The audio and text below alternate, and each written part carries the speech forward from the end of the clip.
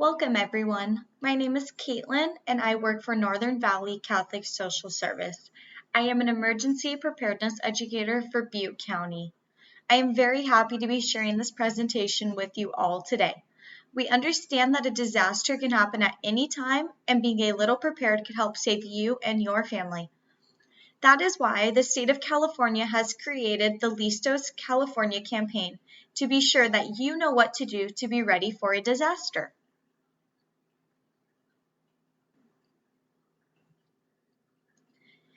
Today I have 5 topics to discuss with you all.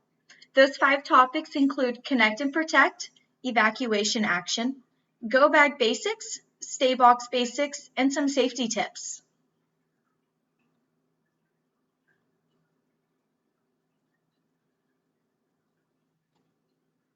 You may be wondering what Listos California is.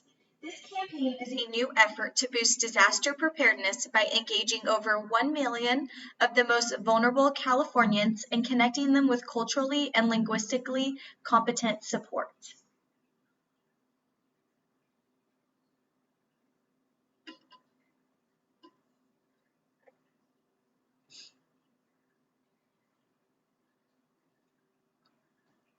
The first topic is connect and protect. Who do you want to protect and who wants to protect you? Think about who you may want to connect with during an emergency. It is important to consider friends, family, and even your neighbors. This would also be the time to check and see if you have their contact information written down and stored in a safe place. An important thing to consider when forming a contact list is to include someone either out of the county you live in or someone in another state. This should be someone who would not be affected by the same disaster. Something to remember is that sometimes in a disaster, local calls will not go through, so you may want to consider texting.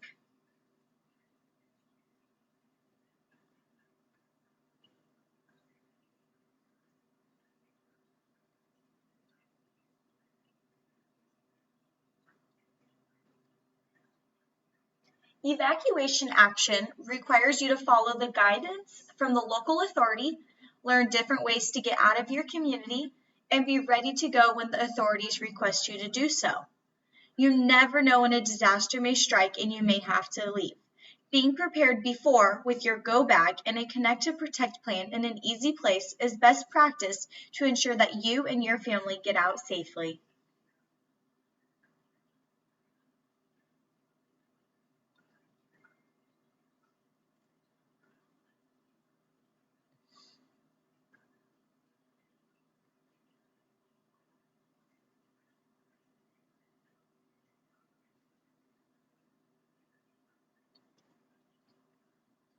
Here I have listed some quick tips for you all.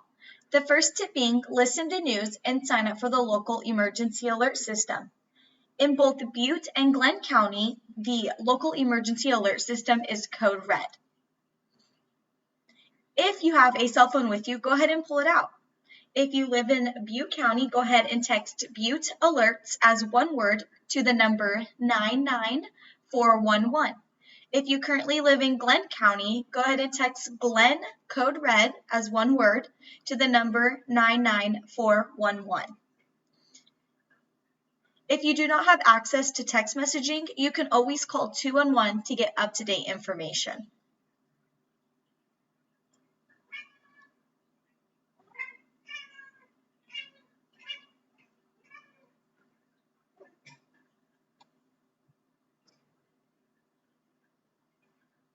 The next thing I would like to talk about is a go bag. Most disasters are unexpected and they happen fast. Having a go bag in an easy-to-reach place is essential during an emergency. Having a go bag packed before a disaster with important documents can also help you and your family know what you will need later. Having a go bag ready to go in an easy-to-reach place such as a coat closet would be good practice.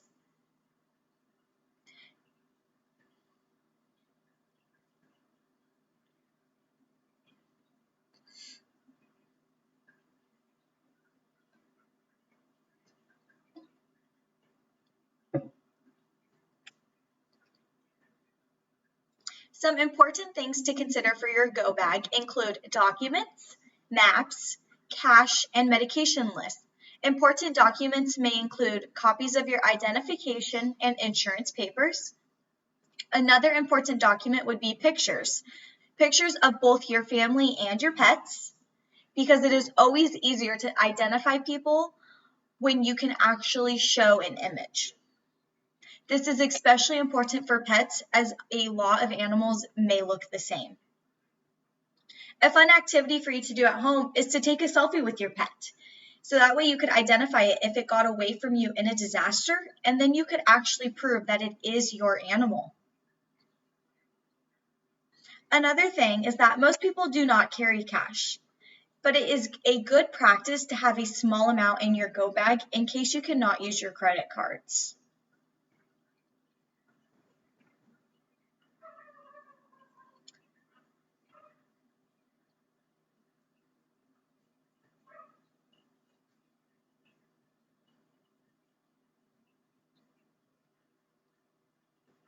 You may not be able to pack all your items before, so here are some items to grab as you go. Your wallet, your car keys, medicine, pet items, phone charger. These are all things that can be easily accessible to grab as you go. Remember that everyone's go bag will be different. Everyone has different needs, and this will be reflected in this bag. You also want to remember to pack things that are essential to your family, such as pet food, baby formula, and even diapers. You also want to make sure to not make your go bag too heavy.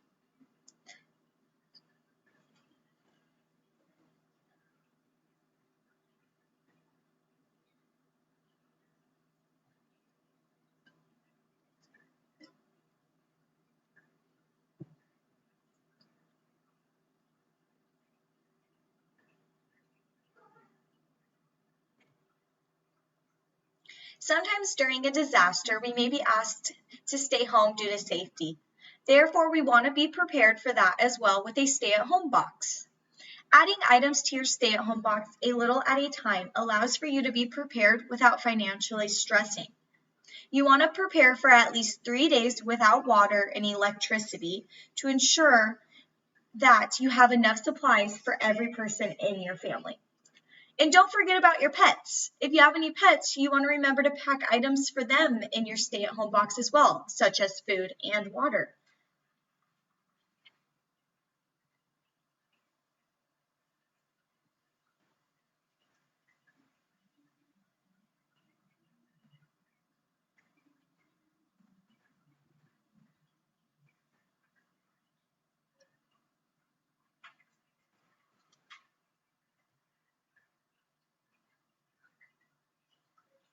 A stay-at-home box does not leave your house, so you want to ensure that you pack these items ahead. This can actually be heavier than your go bag, as you won't be carrying it around. You want to think about everyday items that you may need. This could include water, non-perishable food, and even trash bags for toileting.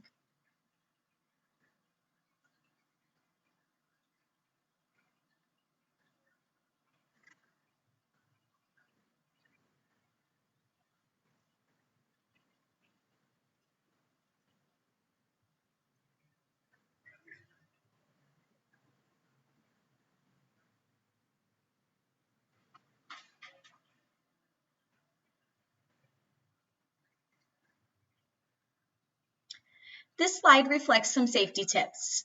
The first is get alerts to know what to do. The second one is make a plan to protect your people. The third one is get to safety with the things you need. The fourth one is stay safe at home when you can't leave. And the last one is help your friends and your neighbors get ready.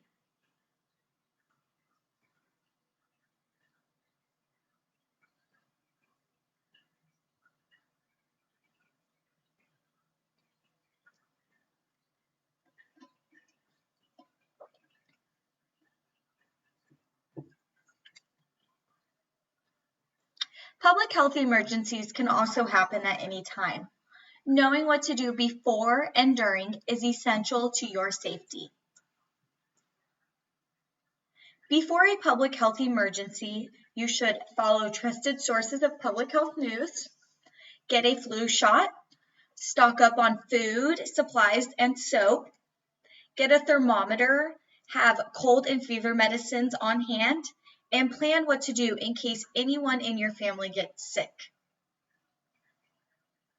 During a public health emergency, you should follow the advice of public health officials. Stay home if you're sick. Wash your hands often. Remember to cough into your elbow. And try to refrain from touching things as viruses live on surfaces.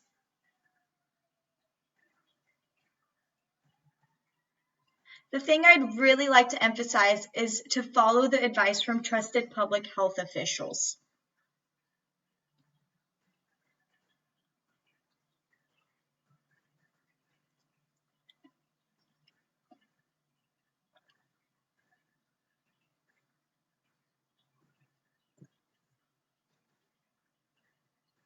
The next thing I would like to bring importance to is what to do before and during a wildfire. Before a wildfire happens, you should plan for no electricity, and you want to try and not use candles. You should learn how to use a bandana or have a mask on hand to protect your lungs. Learn how to tell if you have a gas leak. Check that your water hose works. And try to clean those gutters and remove your brush near your home. During a wildfire, you should focus on your safety. Do not wait until you see the fire to get out. Leave when you are told to do so for the safety of you and first responders. Remember to close all doors and windows, turn off your AC, and leave shades open so first responders can see inside.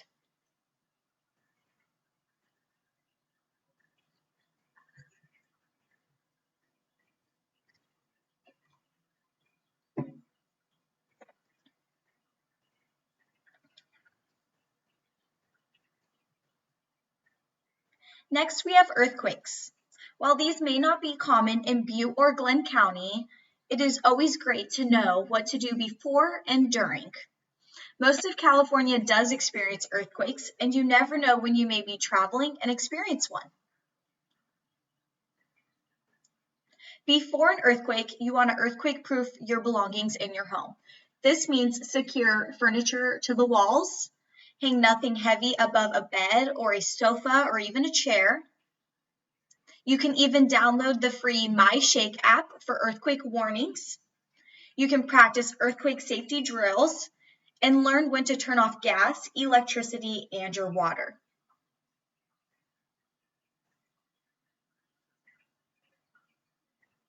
Now you may ask, what do I do during an earthquake?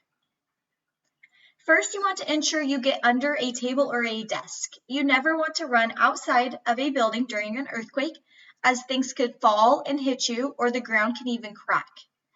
If you are already outside, make sure to stay out in the open, away from things that could fall, such as trees and power lines. If you are driving a vehicle during an earthquake and you can feel it, you want to try and pull over and stop, but you got to make sure you are away from things that could fall as well, such as buildings, trees, and power lines. After the ground is done shaking, be prepared for aftershocks.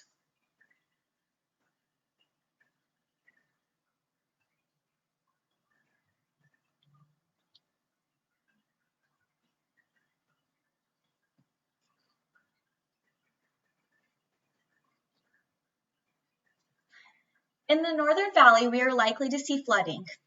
Before a flood happens, you should practice keeping storm pipes and drains clean and clear of debris, place valuable items on higher shelves, and maintain at least half a tank of gas in your car. It is also good practice to have sandbags close by as well, and to learn best escape routes to higher ground. During a flood, you never want to walk through moving water or drive your vehicle through moving water. You should watch for mudslides after a wildfire, as these can lead to floods. And if you're near the coast, watch for tsunamis. And remember, just 6 inches of fast-moving water can actually sweep you off your feet.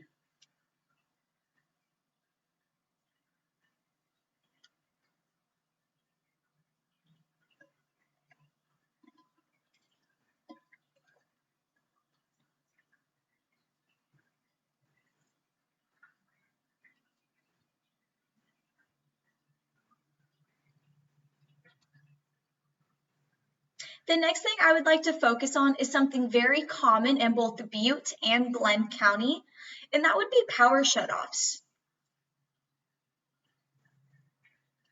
Before a power shutoff, you want to prepare by having flashlights and lanterns available.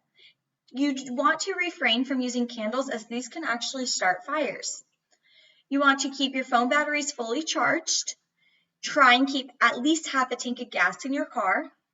Buy food that won't spoil and doesn't need cooking, and buy ice to keep food or medicines in coolers. The main thing that most people worry about is food spoilage during a power outage. To ensure that your food stays good, you want to make sure that you're not opening your fridge when it is not necessary. A good way to tell if your food is still good is the quarter trick. Place a cup of water in your freezer. Once it freezes, place a quarter on top. If you lose power, check the frozen cup to see where the quarter is. If it is at the bottom of your cup, your food is no longer good and you should go ahead and throw it away. Some other things to remember to do during a power shutoff include unplugging appliances and electronics to prevent damage. You always want to leave one light plugged in. Keep your refrigerator and your freezer closed. Use generators, camp stoves, and grills outdoors only, and don't use your gas stove for heat. If it is cold, the best thing to do would be to keep your doors and windows shut and to layer up.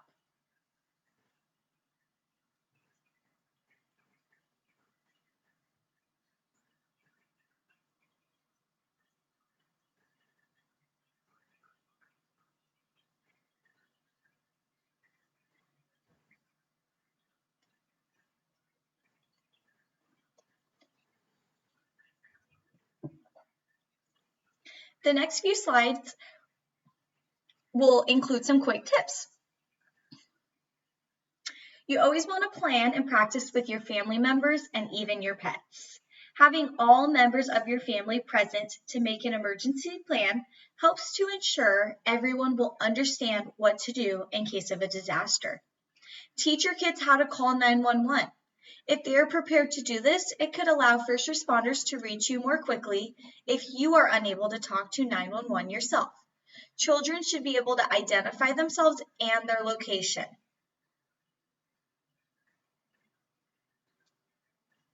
Remember, disasters are scary for your pets as well. Practice getting them inside crates or carriers before a disaster could really help you when you are in a time-sensitive emergency.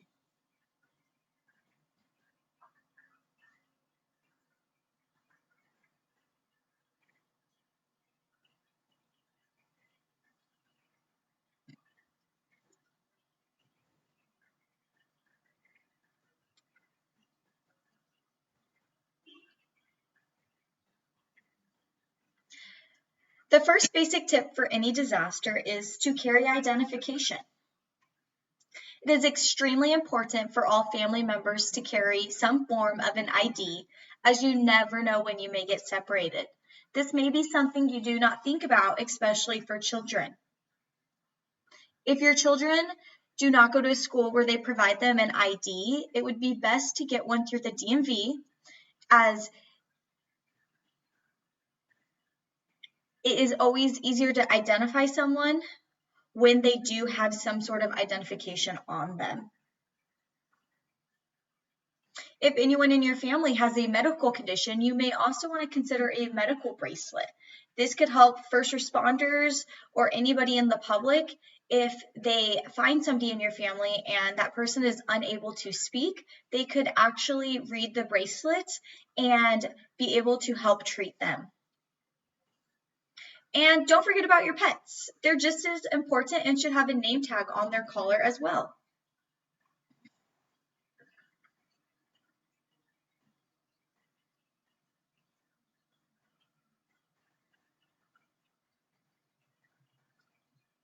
The next thing I challenge you to do is to build a support network. Talk with your neighbors and know one another's needs. Discuss with caregivers and school support staff about disaster plans.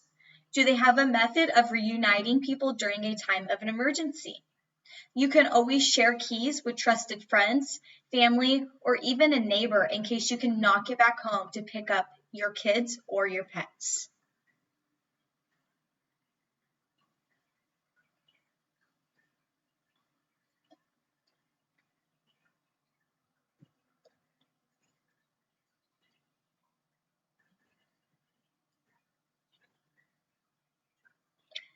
The third basic tip for any disaster is have extra medications and power supplies.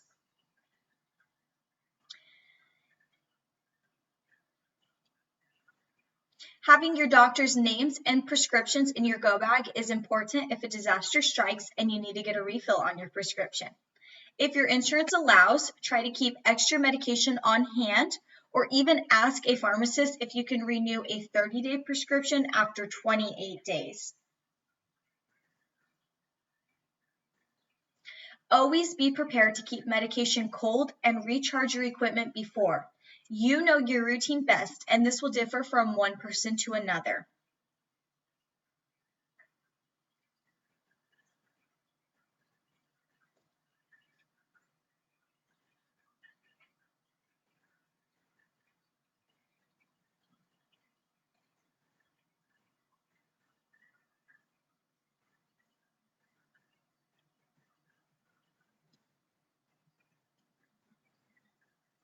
The last and hardest tip is to plan to reduce stress. You can always dial 211 for up-to-date information regarding shelters and what services they can offer. You can also eliminate stress by doing things before a disaster and not during. Write out instruction cards for medications before, and you can place those in your go bag. You can also have activities packed in your go bag as well for different needs of your family.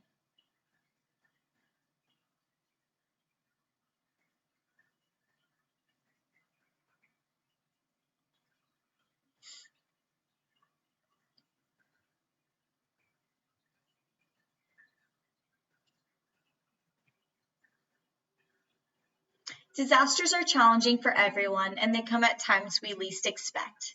Knowing we all have different needs is why it is extremely important to plan before. Taking one step at a time will help eliminate the stress of being overwhelmed, as well as practicing your emergency plans for different scenarios.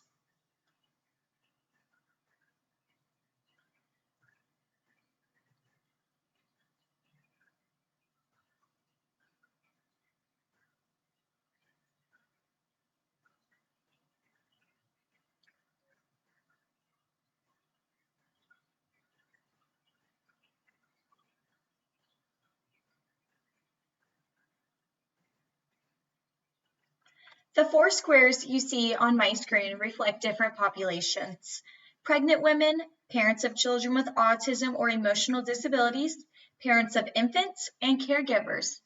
If you are one of those, it is important to ask questions and be prepared for your specific scenario.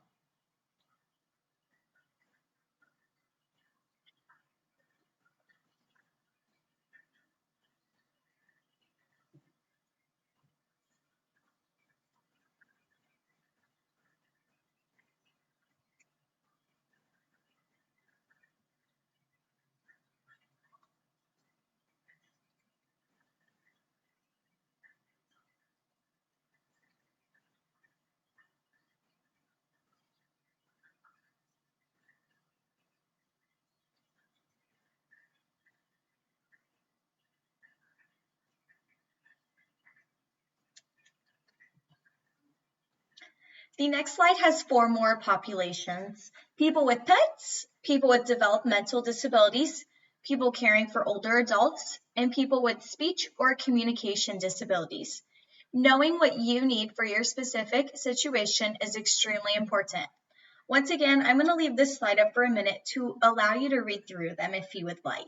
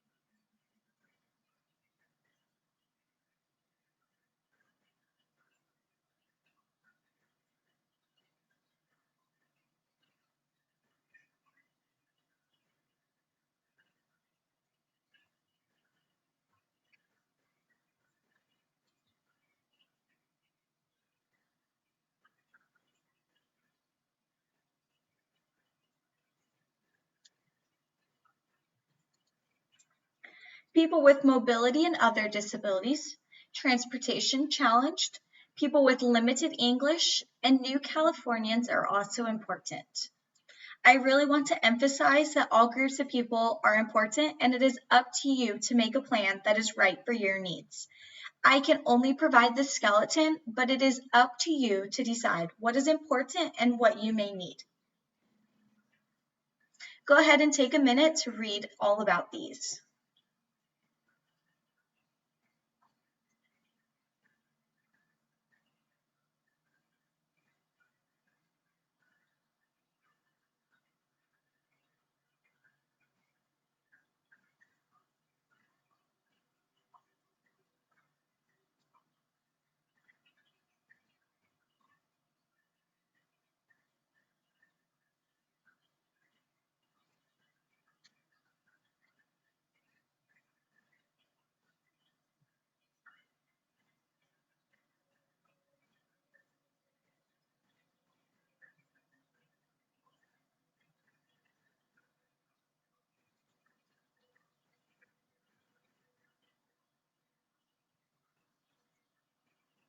To help eliminate the stress of doing everything I have talked about, we have provided a week-by-week outline. For week 1, go ahead and pack a go bag for each person in your household, and you can also sign up for local emergency alerts. For week 2, create your Connect and Protect plan for your family, neighbors, and caregivers. Talk about your plans with the people on your list. For week 3, learn different evacuation routes and mark them on a map. Practice your evacuation action plan as well. For week 4, start packing a stay box to be safe and comfortable at home. Do a little at a time until you feel ready.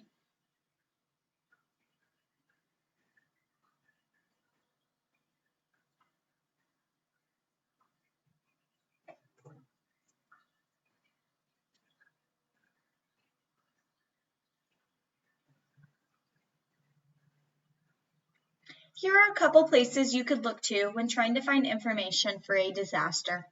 Television, your cell phone, portable radio, 211, and social media. While there are many sources where you could find information, make sure you are using reliable sources.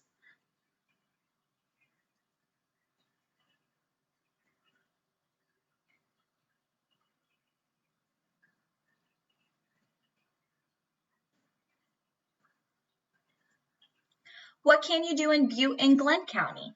Since we are in either Butte County or Glenn County, we want to focus on the alert system that would send notifications to the residents of these counties. Signing up for Code Red is a great resource. Once again, if you want to sign up for Code Red and you haven't done so yet, the number is on the screen along with the word that you would text to that number.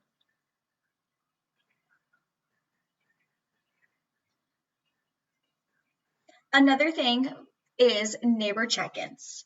California has launched its Neighbor to Neighbor campaign with Nextdoor and California Volunteers Officer of the Governor. Neighbor check-ins can help older adults and those with chronic health conditions who are at a higher risk for COVID-19. While we focus on COVID-19 for this slide, next door can actually be used for many resources.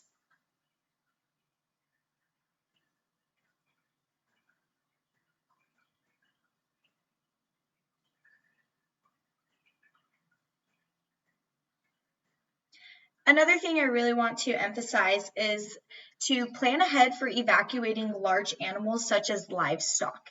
In a time of a disaster, these can be the hardest animals to get out.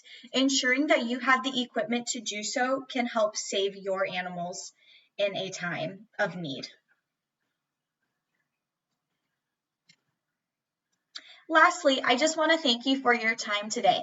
I know I've provided a lot of information. If you have any questions, feel free to email us. And the email is on the screen, which is EPButteGlenn@NVCSS.org. You can also give us a phone call. We have an educator's phone number for both Butte and Glenn County on the screen. For Butte County, that number is 530-605-6749. For Glenn County, that educator phone number would be 530-605-9055. Or you can even follow us on Facebook for friendly reminders on how to stay prepared. If you want to follow us on Facebook, that would be at NVCSS.disasterservices. Once again, I appreciate your time and I thank you and I hope that you all stay prepared.